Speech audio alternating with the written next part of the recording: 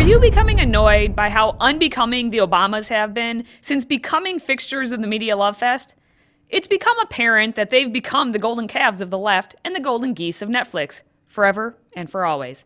Let's dig a little deeper. I'm Katie Petrick, and this is Healthy Republic. Why won't the Obamas just go away? They left office more than 3 years ago, but they are always lingering, waiting for another opportunity to do what they do. Obama out. Except not. Former First Lady Michelle Obama proves this with last week's release of the Netflix documentary called Becoming. Now, question of the day. What is she becoming? You let me know in the comments. Here's the gist. Michelle wrote a book about her life, and then she went on tour for the book.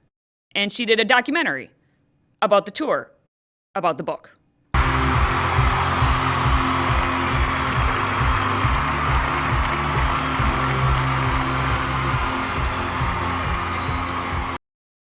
I should have counted how many seconds were devoted to crying over the Obamas, but then I would have cried, out in pain, for having to watch it again. You knew this documentary was going to be special when the thing kicked off with Oprah introducing her fellow Chicagoan. She is your hometown girl from the south side of Chicago. Welcome, Michelle Obama!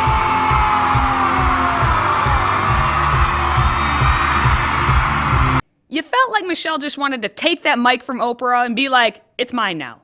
And maybe Michelle's going to compete with Oprah for all of the money since she got a $60 million advance to write the book. $60 million. And then it was the 34-city book tour in 2018 to 2019, which is what the documentary is showing. And then the documentary was produced by Higher Ground, which is the Obama's entertainment company. Yeah, 2 words. Cha-ching. The whole idea of doing the tour is to be able to have the time to actually reflect, to figure out what just happened to me. It's kind of the panic moment of, yeah, this is totally me, unplugged for the first time in a long time. And it's the circle of nepotism here. But remember, I am from the south side of Chicago. That tells you as much about me as you need to know. and yet here we are with a documentary about you and the hard-hitting questions. Oh, it's got a top belt too. Oh, I see.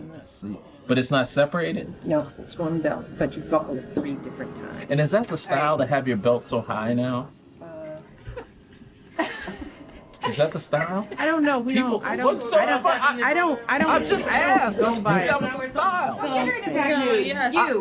Zip it. Let's go. That was a compliment. I like the belt up that high.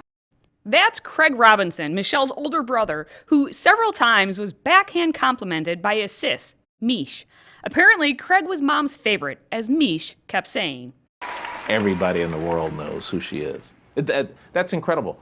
Everybody in the world knows who my sister is. What is that? That's dumb. Nobody should have to deal with that. No one. No brother should have to deal with their sister being the most popular person in the world. I wouldn't go that far, Craig, but I would say no one should have to deal with all of that. That I can get behind. There were plenty more compliments from Michelle's biggest supporters. Knowing how to engage in an interview it's a skill. I mean, Colbert is the best. He will get into some dangerous territory. Now, before you guys were in the White House, did he ever get up and get you coffee in bed on Mother's Day? Nah. Wow. Profound. Hard-hitting. That question, it just blew me away. There was one section of the documentary that I took to heart in a non-heartful manner. Remember that, right? I was senior class treasurer, yes. I was still that kid. You were on the honor roll. What's that supposed to mean, Michelle? I was senior class president. I was on the honor roll. Step off it, lady. Now, while she did talk about her academics and focus on career, Michelle spent just a smidgen of time talking about her own daughters. It was my aspirations and dreams. I made that concession, not because he said you have to quit your job, but it felt like I can't do all of this. So I have to tone down my aspirations. I have to dial it back.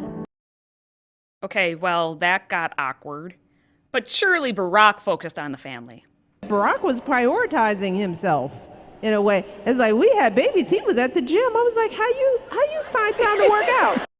Okay, apparently not a lot changes. Barack still needs his time to himself, even in the midst of a worldwide pandemic when we are ordered to stay put and not go outside. He had a tea time at the Robert Trent Jones Golf Club in Gainesville, Virginia, which is why he must have missed the robocall from his wife about not going out.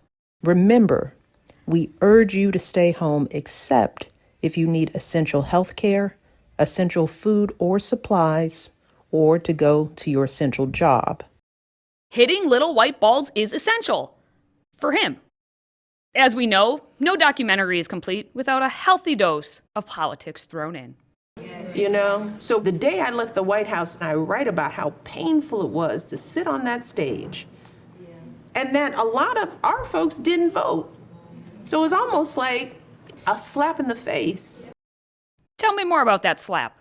It wasn't just in this election, but every midterm. Every time Barack didn't get the Congress he needed, that was because our folks didn't show up. After all that work, they just couldn't be bothered to vote at all. That's my trauma. But as First Lady, weren't you representing all Americans, not just your folks? Isn't that what's supposed to happen? Your husband was president of, what's it called? The United States. He's the one always talking about that hope. And toward the end of the documentary, she provided some hope. Barack and I are not interested in being at the forefront forever, not even for that much longer. Hallelujah! So there you have it. Hope.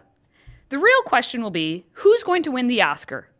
Sorry, that's patriarchy. The Oscar. Who will win the Oscar for Best Documentary? Will Michelle win this upcoming year, or will her equally annoying counterpart Hillary take the golden calf for her woe is me life story that was on Hulu?